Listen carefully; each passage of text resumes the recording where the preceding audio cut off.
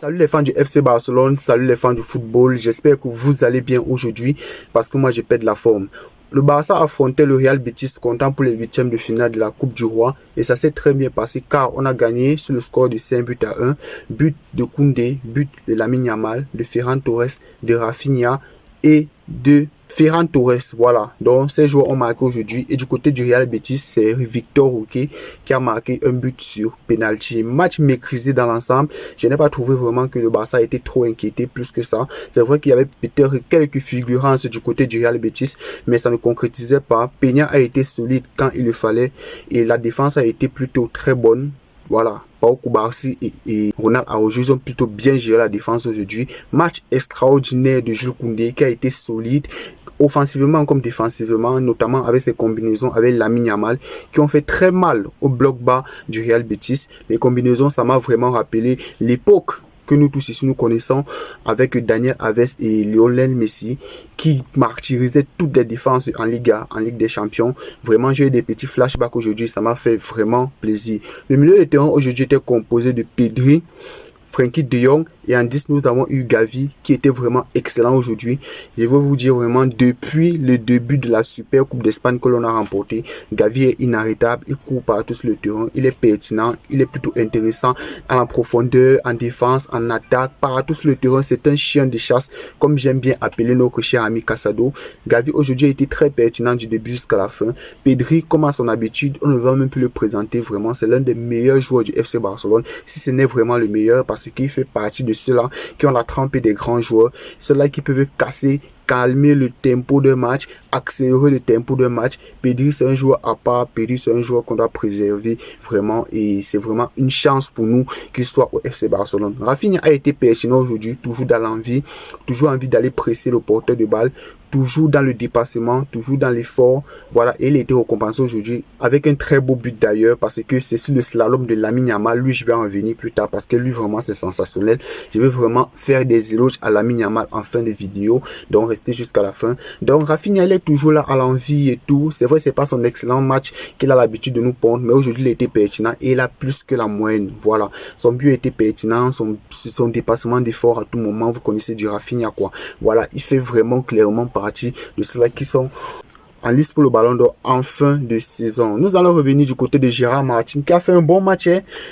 Vous avez l'habitude de jeter la pierre sur Gérard Martin quand il ne fait pas de bon match. Vous dites qu'il est nul, vous dites qu'il n'est fou au Barça, qu'il n'a même pas été formé à la Masia. Ce qui est vrai, il n'a pas été formé à la Masia. On l'a acheté, il était déjà semi-pro. Voilà, il n'a pas vraiment été formé à la masse en tant que tel. Mais aujourd'hui, il a fait un match pertinent. Je crois à la fin, il s'est même assis, il a bien allé les trampes. Tellement il a couru et vraiment, ses accélérations vraiment en attaque, elles ont été très tranchantes. Seulement, ses centres, c'est déjà meilleur que ceux de Baldé. Là, on va pas se mentir. Mais je pense qu'il doit beaucoup plus s'améliorer défensivement parce que c'est les actions de Real Betis passaient plus de son côté. C'est cet axe-là qui doit le plus s'améliorer. Voilà. Le match a été maîtrisé dans l'ensemble et nous allons revenir sur notre joyau.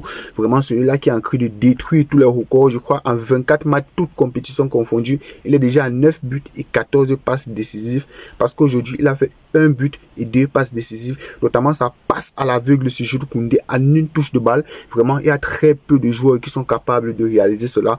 Et il ne va cesser de nous surprendre. Il ne va cesser de nous surprendre. C'est un joueur à part. Je ne sais même pas pourquoi on le compare encore à certains soi-disant cracks.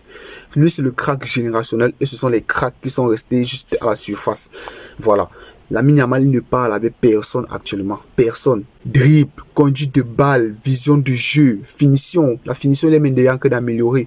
Imaginez seulement un Lamine Yamal en maturité à ses 20-21 ans. Vraiment, son physique a fini de se développer. Sa conscience et son QI football a encore fini d'augmenter parce qu'il a encore une marge de progression énorme. Et c'est ça que vous n'en rendez même pas compte. Parce que pour moi, là, Lamine Yamal, il n'est même pas encore à 60% de son potentiel maximum. N'oubliez pas qu'il a 17 ans. 17 ans, il y a encore vraiment du temps pour que ta croissance arrive à terme. Je pense que ta croissance arrive vraiment à terme, que tes muscles, ta taille, tout se développe sur toi vraiment à partir de l'âge final en fait. Voilà, de ça je vais parler, c'est 22 ans je pense, oui, ou un truc comme ça. Donc Lamine Yamal n'est même pas, il a encore 4 ans encore pour se développer au maximum. Et sa finition est déjà plus que bonne. Parce que, rappelez-vous, l'année passée, c'est vraiment ce qu'on le reprochait. Et cette année, il commence à marquer de plus en plus. Il est déjà à 3 matchs d'affilée qu'il marque. Et ça ne va que augmenter. Donc rendez-vous compte vraiment du crack générationnel qu'il est. Vraiment, tout Barcelonais passant sur cette vidéo doit vraiment être très fier de ce qu'est Lamine Yamal aujourd'hui. C'est vrai qu'on va aussi remercier Xavi parce que c'est Xavi qui l'avait lancé. C'est Xavi qui avait dit à Jules Koundé de commencer à jouer latéral. Et vraiment, Jules Koundé, je pense qu'aujourd'hui, il se plaît sur ce côté. Bref, on a déjà parlé de Jules Koundé et je pense que lui, il fait vraiment partie des défenseurs les mieux solides, en tout cas défensivement et offensivement cette saison. Donc, il y a autant de choses à dire, notamment sur Lamine Yamal comme sur le reste du collectif. Aujourd'hui, Lewandowski n'a pas joué, Casado n'a pas joué, mais ça ne s'est pas vraiment fait ressentir. Donc, c'est pour vous dire vraiment l'abondance qu'a le milieu de terrain du Barça aujourd'hui surtout. Parce qu'aujourd'hui, le Barça peut se permettre de jouer avec des milieux de terrain qui sortent de leur fonction en fait. Un Firmino Lopez qui peut jouer ailier parfois. Par exemple, un Olmo aujourd'hui qui a été joué faux neuf, si je pourrais dire. Et je pense que Flick, il a envie de tester certains trucs. Parce que moi, je pense que l'approche qu'il a voulu apporter à ce match, vraiment, il voulait tester si Olmo pouvait être vraiment efficace en tant que faux neuf. Et je pense qu'il a eu ses réponses. Voilà, il a eu ses réponses aujourd'hui et elles sont très satisfaisantes. Donc, il a tellement d'alternatives. On a tellement de joueurs polyvalents. Donc, au milieu, on a au moins 8 milieux de terrain. Et sur ça, 3 milieux de terrain peuvent jouer ailier et faux neuf. Imaginez-vous. Et en plus, en fin de saison, il y aura encore des renforts. Donc, imaginez-vous vraiment l'équipe de choc que aura le Barça la saison prochaine. Donc, vraiment, c'est à remercier, c'est à saluer. Le travail de Flick en interne est énorme. Il est gigantesque. Donc, on ne peut pas parler de Flick sans parler de son staff technique parce que c'est eux qui remettent vraiment les joueurs à jour. C'est eux qui les réinitialisent, si je pourrais dire. Parce qu'aujourd'hui, on a un Pedri qui ne se blesse plus, qui galope de la première à la dernière minute. Il est partout sur le terrain, en défense, en attaque. Il est là à la construction de jeu, il calme le tempo, il accélère le tempo. Aujourd'hui, Pedri, il n'a pas de performance physique comme avant, en fait. Avant, on nous disait peut-être non, c'est le staff technique. Oui, on avait raison. Parce que c'était le staff technique de Xavi qui n'était pas bon. Donc aujourd'hui, on a un Pedri à 100%. Et il est très important aujourd'hui FC Barcelone. Vraiment, je peux passer des heures à parler de Pedri ici. Je peux passer des heures à parler de Lamine Yamal. Je peux passer des heures à parler de Casado. Je peux parler des heures à parler de Koubarsi, qui fait encore un match de patron aujourd'hui, accompagné de Araujo. C'est vrai que ce n'est pas son acolyte d'habitude, Inigo Martinez, qui est blessé pour 4 semaines, pour ceux qui ne le savent pas. Mais aujourd'hui, la paire, elle a plutôt fonctionné. Araujo, il fait un retour en défense. Il fait un retour à un moment donné en défense. Vraiment, il tacle le dernier défenseur vraiment avec la rage et tout. Je me suis dit non, on avait vraiment besoin de ce caractère en défense. Je pense que même avec le retour d'Inigo Martinez, c'est vrai, Araujo n'a pas encore sa place assurée. Parce que moi, je remarque que à la relance, il n'est pas toujours assurant. Koubarsi n'a pas de problème à la relance, autant pour moi. Mais Araujo, il a vraiment encore un peu de problème. Il doit encore travailler ça.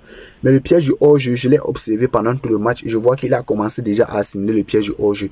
C'est déjà un bon point. Donc, c'est juste sa relance. Sa relance. Voilà. Koubarsi, il a tellement évolué ce jour. Il est extraordinaire, Koubarsi. Oh là là là là là là. 17 ans, je pense que c'est le prochain Golden Boy. Là, on va se dire clairement. Et vraiment, on a de la chance, les gars. La masse, ça nous sauve cette année et la masse, ça nous sauvera toujours. Voilà, c'est tout ce que je pourrais dire dans cette vidéo. J'espère qu'elle vous aura plu. On va revenir en détail dans les prochains jours par rapport à ce match. Parce que même le week-end, on a un match de championnat contre Getafe. Et on doit gagner. C'est bien de gagner dans les compétitions autres que la Liga. Mais on doit aussi se relancer en Liga. Nous sommes 3e et on n'a plus droit à l'erreur. Et on joue Getafe, les catcheurs, les boxeurs, comme vous connaissez. Donc, on se dit à la prochaine et prenez soin de vous. Ciao.